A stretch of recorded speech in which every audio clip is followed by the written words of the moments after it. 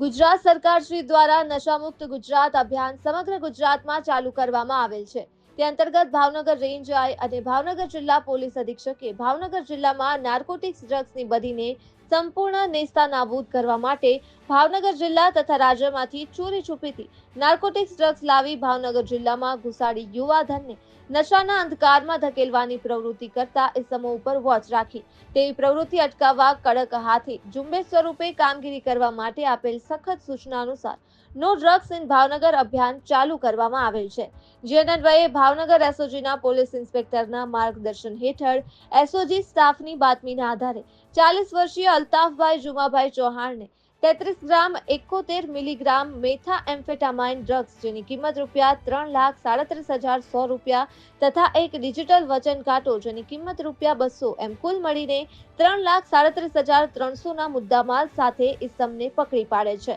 આ અંગે તેના સામે એનડીપીએસ એક્ટની જોગવાઈ અનુસાર કાર્યવાહી કરી ગંગાજળિયા પોલીસ સ્ટેશનમાં ગુનો રજીસ્ટર કરાવવામાં આવેલ છે।